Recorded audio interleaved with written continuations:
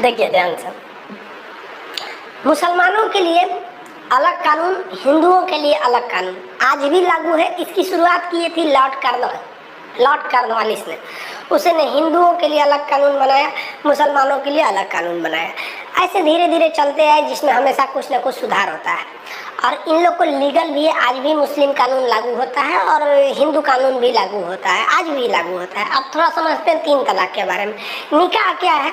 मुसलमानों में विवाह को निकाह कहते हैं। निकाह मतलब होता है इकरारनामा, एग्रीमेंट। तो एक्चुअली में इस्लामिक परंपरा के हिसाब से मैरिज इज एन एग्रीमेंट। इसलिए जब निकाह होगा ना, जैसे मान लीजिए मेरी शादी होगी तो हमसे मौलवी साहब पूछेंगे कि आपको फलां लड़की के साथ बिना किसी दबाव में, और जो अगर मान लीजिए वो दहेज दे रहे हैं, कैश पैसा दे रहे हैं, तो वो बोलेगा कि उन फला लड़की का नाम बोलेगा कि इस लड़की के साथ आपको निकाह कबूल है। तो अगर हमको कबूल है तो हम बोलेंगे जी कबूल है। तो जब हम ये कबूल बोलेंगे ना, तो उस वक्त लड़की के भाई, चाचा, मतलब लड़कियां के 10-5 गो कम से कम रिश्तेदार लोग वहाँ खड़ा होकर सुनेंगे कि ये खान साहब सही में बोल रहा है कि नहीं, कि कहीं दबाव में बोल रहा है। अगर दबाव में शादी करेंगे तो दिक्कतें ना होगा, तो बोलेंगे कबूल है। तो मौलाना साहब उन गवाहों को कहेंगे कि आप देख रहे हैं ना गवाही, सब लोग सुन लिए ना, तो कहे हाँ। तो एक पेपर पे साइन कर देंगे मौलाना साहब, हाँ। अगला पलटेंगे, वो वहाँ पहले से लिखा रहता है, क्या आपको इस लड़की के साथ निकाह कबूल है? हम कहेंगे जी कबूल है। फिर पूछेंगे कि हाँ, मतलब पूरा लंबा लाइन होता है कि इनकी लड़की है, बिना किसी दबाव में मोहब्बत, मतलब अपने दिल से आप निकाह को कबूल करते हैं। 3 बार कर देंगे तो हो जाएगा, और उसका रसीद मिल जाएगा। लीजिए, मतलब होता है ना, एडमिशन कराइएगा तो कहीं रसीद मिल जाता है, एक पेपर वर्क की तरह होता है, वो चीज़ है। तो ये बुरा नहीं है भाई, देखिए एक तो रसीद मिल जाता है, क्या बुरा है वहाँ पर। लेकिन आगे जाके देखिए, पूरा 3 तलाक का मैटर किया, यहाँ तक में हो गया, शादी हो गया। अब वो लड़कियाँ शादी कर रही है कि नहीं, अब हमारे मौलाना साहब हमारे साथ आए होंगे, जब बारात ले गए होंगे ना, तो एगो मौलाना साहब को ले गए होंगे हम अपने साथ में। अब हमारे मौलाना जाएंगे वो लड़की के पास। अब लड़की जब रहेगी ना, तो एक कमरा में रहेगी, पर्दा ढका रहेगा, पर्दा के ए पार रहेंगे मौलाना साहब, पर्दा उस पार लड़की रहेगी। और हमारे चाचा, पापा, भाई जो 18 साल से ऊपर के बालिग लोग, वो भी पर्दा के पीछे रहेंगे सुनने के लिए कि वो बोल रही है कि नहीं। हाँ, तो मौलाना साहब पूछेंगे, मैं दुल्हन आपको खान सर के साथ बिना किसी दबाव में मोहब्बत निकाह कबूल है? अब कहेगी जी कबूल है। अब कहीं कहेगी ना, तो कोई उसकी मम्मी खोदेगी, वो तो कबूल है कबूल है। तो हमारे घर वाला कहेगा से निकाह ना करेंगे, चलिए जबरदस्ती कर रहा है सब, पहले से फसल है कहीं मतलब समझ रहे हो ना, तो गवाह को इसीलिए रखा जाता है। तो यही है गवाह का। तो एक तरह से अच्छा ही है कि भाई आपने गवाही दिया और गवाह का साइन होता है। लेकिन तलाक के समय गवाह क्यों नहीं रखा जाता है? जब आप शादी करके लाए तो 5 गो गवाह रखे, अब तलाक के समय में फोन करके तलाक तलाक तलाक, अभी तलाक पे नहीं जाते हैं, अभी तो निकाह पे रहिए, अभी आराम से रहिए। निकाह समझ में आ गया होगा। जब निकाह हो जाती है तो मोहरदैन लिखा जाता है। मोहरदैन is a security money for your marriage.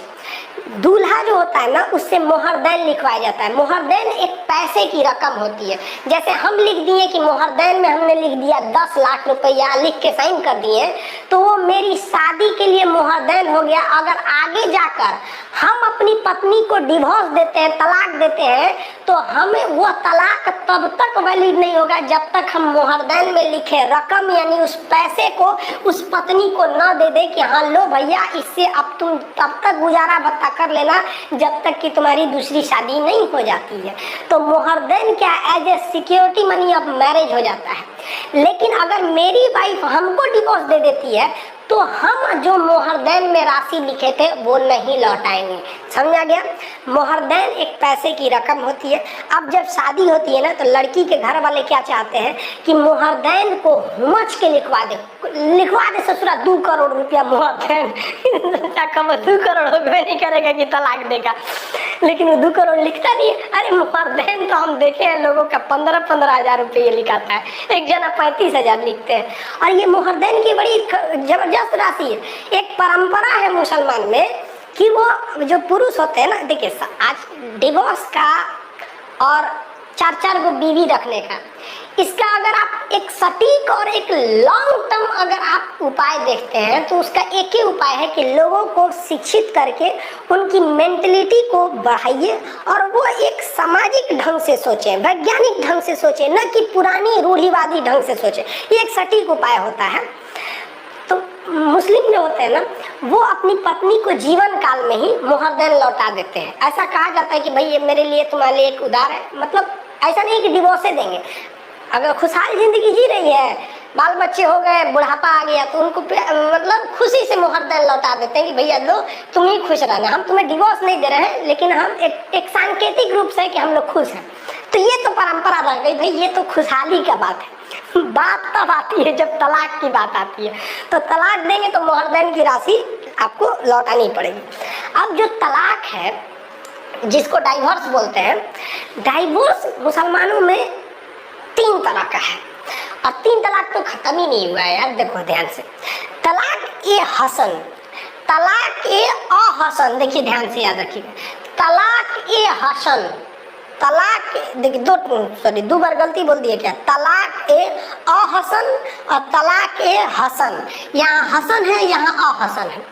तलाक ए अहसन जो है, इसमें कहा जाता है कि अगर हस्बैंड वाइफ में नहीं जम रहा है तो हस्बैंड जो है वो वाइफ को तलाक देगा, बोलेगा तलाक, और इसमें गवाह का रहना जरूरी है। और तलाक गुस्से में नहीं दिया होना चाहिए, तो गवाह रहना चाहिए कम से कम 2 ठो। जिस तरह निकाह के समय 5 गो गवाह थे ना, या 2 गो गवाह रहेंगे। तलाक उसके बाद हस्बैंड और वाइफ में 3 महीने का गैप हो जाएगा। 3 महीने तक न हस्बैंड वाइफ से बोलेगा न वाइफ हस्बैंड से बोलेगी, मतलब इन दोनों में कोई रिलेशन नहीं रहना चाहिए, दोनों अलग रहने चाहिए। ये मायके चल जाएगी, ये ससुराल चल जाएगा। 3 महीने तक अगर दोनों को लग गया कि नहीं है भाई, हमको आपकी कोई ज़रूरत नहीं है, हम अकेले ही खुश हैं, उनको लग गया अकेले ही खुश हैं, तो फिर वो 90वां दिन में बाकी के 2 तलाक दे देगा और शादी खत्म हो जाएगी। और अगर हस्बैंड दिया है तो मोहरदैन की रकम वापस करनी है, और वाइफ दी है तो मोहरदैन वापस करने की ज़रूरत नहीं है। इस तलाक को एक लीगल तलाक इस्लाम मानता है और इसे अच्छा तलाक माना जाता है। देखिए अब हम अच्छा क्यों कह रहे हैं भाई साहब कि तलाक को 100% ख़त्म कर देना भी दिक्कत है। कुछ ऐसे लोग होते हैं, कुछ ऐसी लड़कियां हैं जिनके साथ दुनिया का कोई भी लड़का नहीं जी सकता, मतलब एक आप सर्वाइव नहीं कर सकते हैं। और कुछ ऐसे लड़के भी होते हैं जिनके साथ बेचारी लड़कियां नहीं सर्वाइव कर सकती हैं, दारू पी के आएंगे, मारेंगे, उल्टा सीधा काम नहीं हो सकता ना, इसलिए एक ऑप्शन रखा गया। तो ये सुप्रीम कोर्ट को इससे कोई ऐतराज़ नहीं है, कहा कि ये ठीक है, लेकिन इसी में थोड़ा मॉडिफाई कर दिया गया। उसको कहा गया तलाक हसन। तलाक हसन को थोड़ा इससे अच्छा किया गया, कहा गया कि 90 दिन तक आप गैप में रह रहे हैं, इससे दोनों के बीच में दूरियां बढ़ती हैं, बीच में कोई आग लगाने वाला आ गया तो और दूरियां बढ़ा देगा। तो उससे बेहतर है कि आप तलाक दीजिए, 1 महीना यानी 30 दिन तक दोनों में दूरी रहे, फिर अगले दिन आप लोग मिलिए और फिर डिसाइड कीजिए कि आपको आगे रहना है या नहीं। यहाँ पे मान के चलिए कि यहाँ बोल दिया तलाक, एक ही बार बोलेगा, यहाँ बोला तलाक, अब वो नैहर चली गई, आप अपने घर हैं, 30 दिन हो जाएगा ना, तो फिर मौलवी साहब आपको बुलाएंगे, उसको भी बुलाएंगे, कहेंगे क्या डिसाइड किए तुम लोग, समझाएंगे मौलवी साहब की ज़िंदगी, तुम लोग तलाक दे दोगे, बाल बच्चे का क्या होगा। आप कहेंगे ना, फिर तलाक देंगे, तो फिर अगला 30वां दिन तलाक दे दीजिए। अब आखिरी मौका है, याद रखिएगा, मौलवी साहब अब आखिरी बार बुलाएंगे फिर अगले 30 दिन बाद, और मौलवी साहब वहाँ समझाएंगे, कहेंगे कि देखो ज़िंदगी बर्बाद हो जाएगी। आपके पास यहाँ भी मौका है, आप यहाँ भी चाहेंगे तो कह सकते हैं कि नहीं, हम जो तलाक पहले 2 बार दिए हैं हम उसको नहीं मानते हैं, हमारी शादी दोबारा हो जाए, हम तलाक नहीं देते हैं। तो लास्ट वाला भी अगर तलाक में आपने ना कर दिया ना, तो आपकी शादी बची रह जाएगी। और यहाँ भी अगर आपने कह दिया तलाक, तो फिर गई काम से।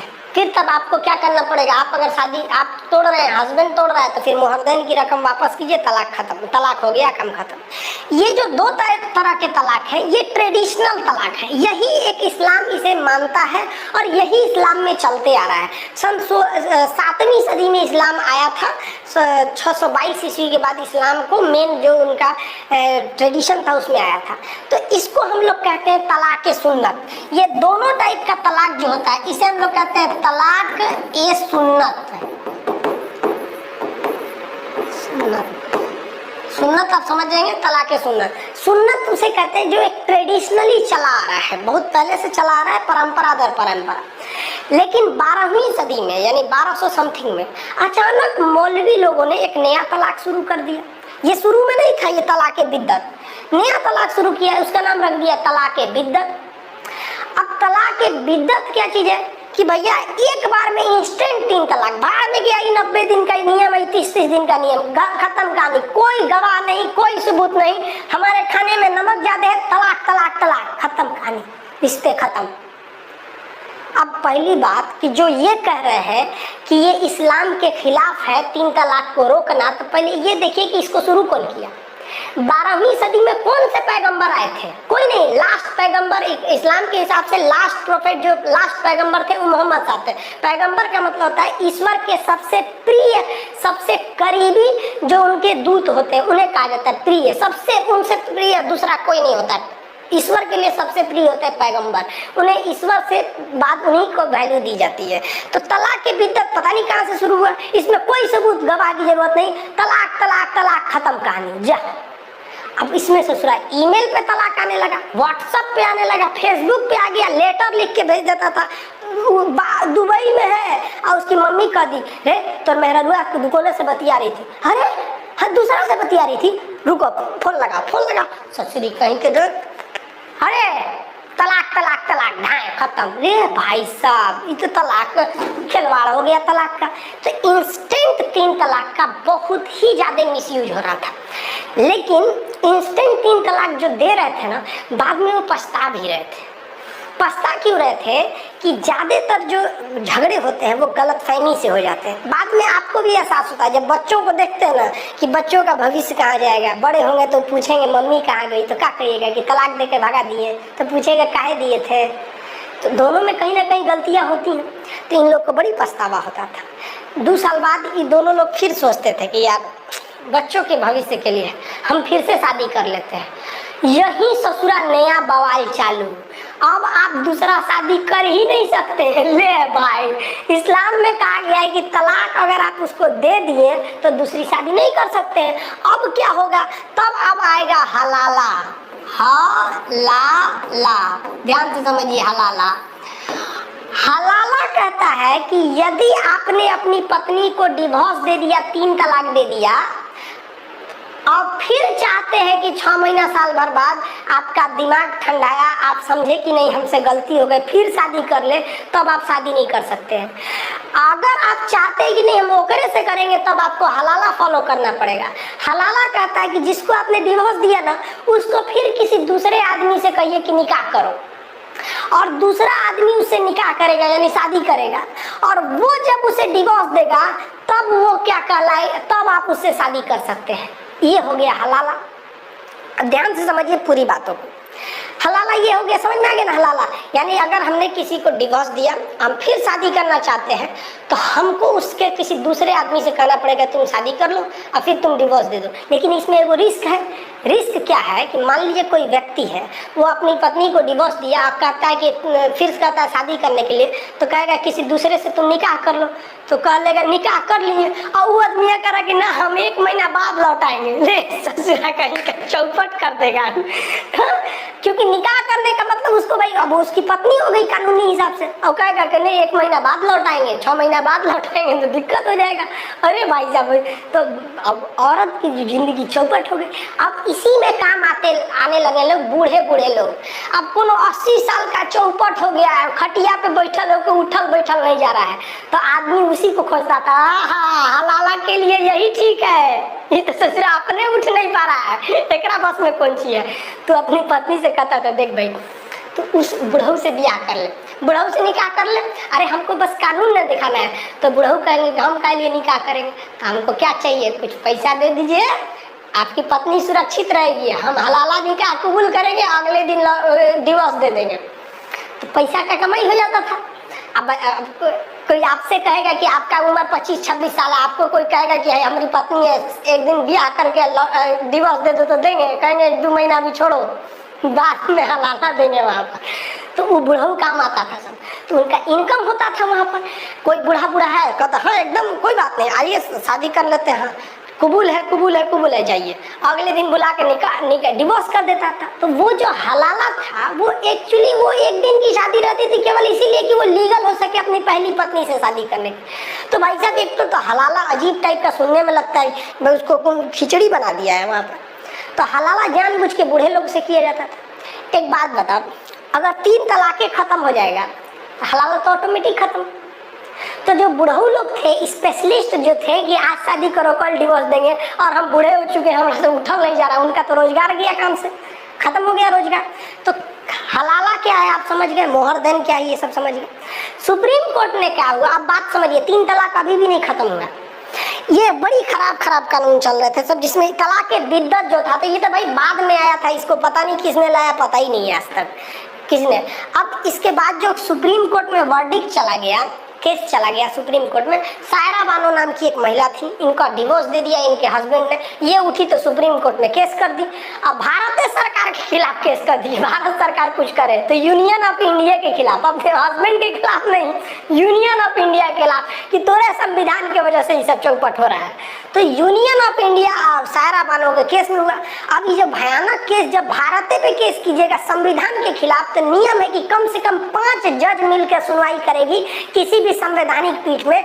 क्वेश्चन पूछा था पीसीएस के एग्जाम में, अब तक बैठी सबसे बड़ी संवैधानिक पीठ कौन थी, तो केशवानंद भारती मामले में 13 जज बने थे, गोरखनाथ वाले में 11 जज बैठे थे, तो कम से कम कितने जज होने चाहिए, 5।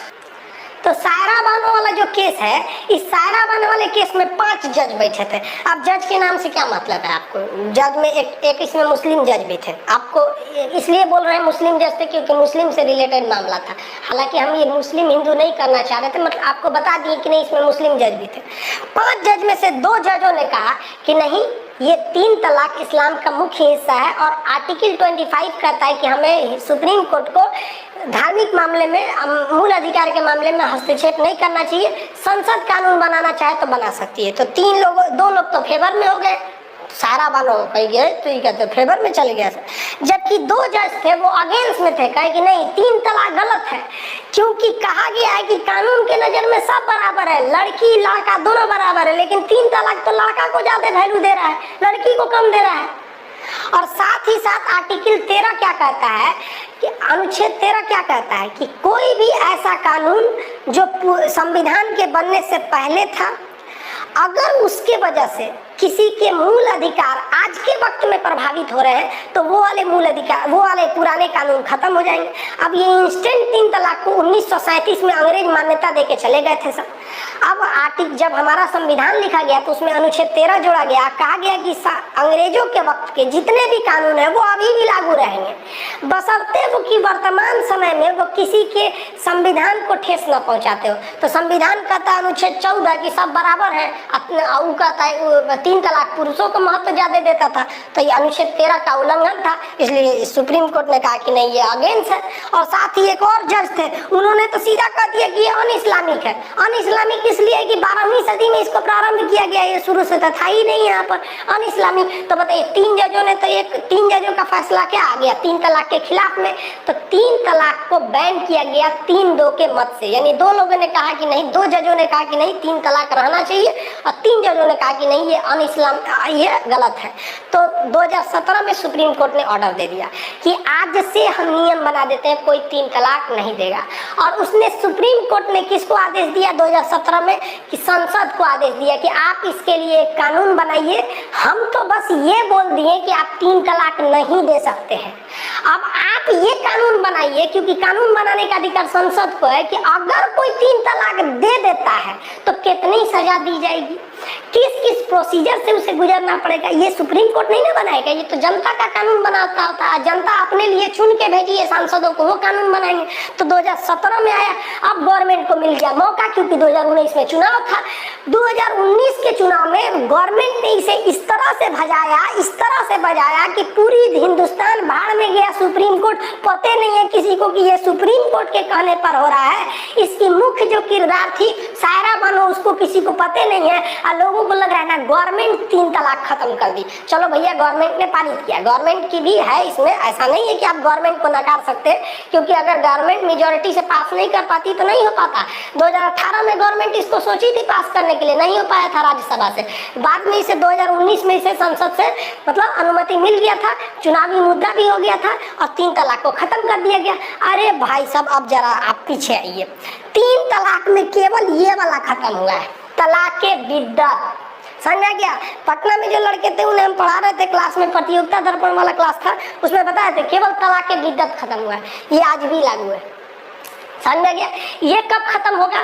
जब यूनिफॉर्म सिविल कोड आएगा, समान सिविल संहिता, आर्टिकल 44 44वां जो हमारा नीति निर्देशक तत्व है वो। आज हम पॉलिटी के क्लास में आपको 35 तक पढ़ा दिए, 44 पढ़ाएंगे तो वहाँ पढ़ाएंगे समान सिविल संहिता क्या होती है। तो 3 तलाक, तलाक ए हसन अभी भी है, तलाक़े हसन अभी भी है। खत्म कौन हुआ है? तो भैया तलाक़े बिद्दत। याद रखिएगा, तलाक खत्म नहीं हुआ है, तलाक़े बिद्दत आज भी एक महीने के गैप पर आप तलाक दे सकते हैं। तो ये गवर्नमेंट ने संसद से पारित कर दिया।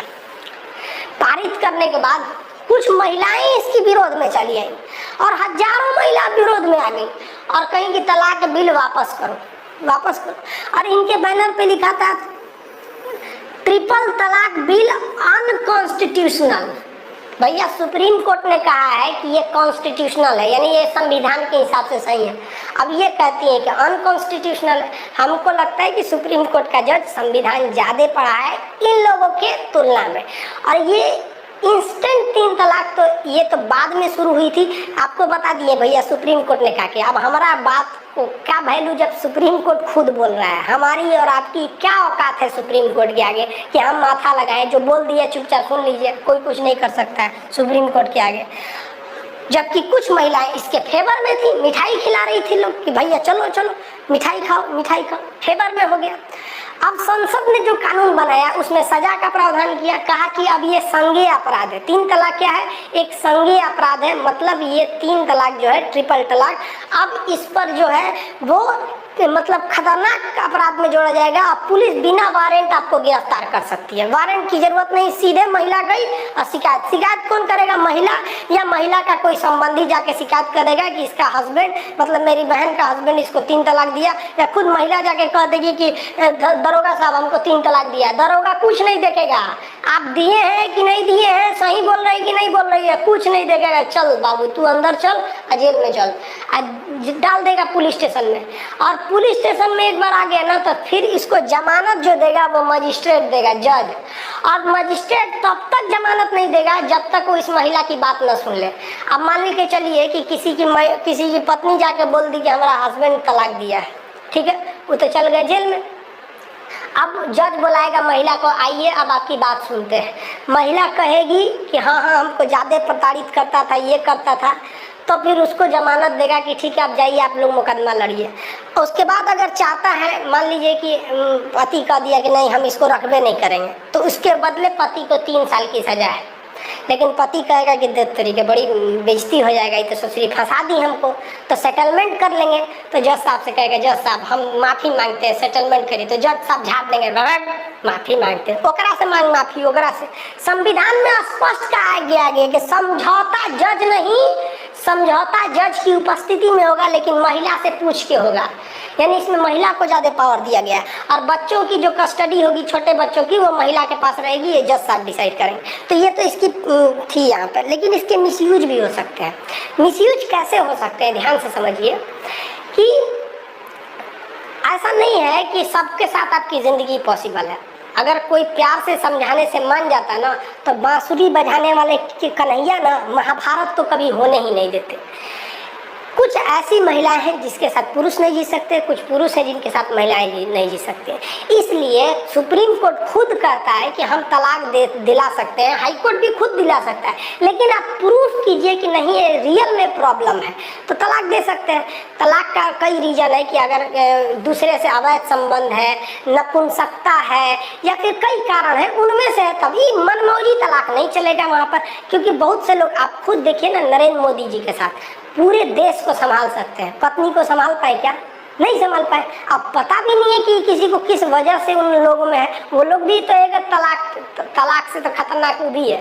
तो इस पर भी गवर्नमेंट को सोचना चाहिए, क्योंकि अभी वर्तमान समय में खुद वेलफेयर मंत्रालय का जो है, महिला बाल विकास मंत्रालय का आंकड़ा है कि लगभग 18 लाख ऐसी महिलाएं हैं जिनके हस्बैंड ने उन्हें न तलाक दिया है, न कुछ बोला है, लेकिन वो अपने घर में रहती हैं।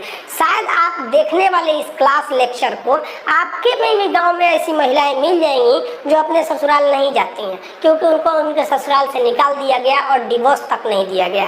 तो 3 तलाक और ये दोनों खतरनाक चीज़ें, जिस तरह से सती प्रथा गलत थी, उस तरह से इंस्टेंट 3 तलाक को सुप्रीम कोर्ट ने गलत माना और उसे क्या कर दिया, बैन कर दिया। लेकिन अभी भी दो तलाक है, वो कब हटेंगे, जब वो गवर्नमेंट यूनिफॉर्म सिविल कोड लाएगी, और वो ले आएगी भी है। लेकिन यूनिफॉर्म सिविल कोड को हम नेक्स्ट क्लास में समझाएंगे कि वो काफ़ी टफ हो जाएगा, वो इतना सिंपली नहीं होगा, उसमें कुछ ज़्यादा झमेले हैं। तो इसमें समझे, इसका मिसयूज भी हो सकता है, अगर महिला चाहेगी तो मिसयूज भी कर सकती है। लेकिन देखिए 3 तलाक का अगर ओवरऑल मामला देखेंगे ना, तो ज़्यादातर में महिलाएं ही सताई जाती हैं। अगर 100 मामला 3 तलाक का है ना, तो उसमें देखेंगे कि 80% जो थे वो पुरुष अपने मनमौजी करके डिवोर्स देते थे। 20% ही ऐसा मामला था 3 तलाक का कि नहीं, वो महिला चौपट थी। लेकिन 80% मामले में पुरुष की मनमौजी चलती थी। ज़्यादातर ये होता था जो समाज में दिख रहा है। अब सुप्रीम कोर्ट कह दिया, हमारा कहने ना कहने से क्या फर्क पड़ने वाला है। मतलब एक कहावत कहा जाता है ना, फूफा के घुसियाने से किसी का शादी नहीं करता है। यानी हम आपको बस सुप्रीम कोर्ट के वर्डिक्ट को समझा दिए। समझ आ गया? पीडीएफ आप लोग को मिला होगा, ये तो समझ गए इसका तो क्या चीज़ है, हलाला वगैरह तो ए टू चीज़ें को आप लोग समझ ही गए होंगे, ये सब चीज़ें क्या चीज़ है।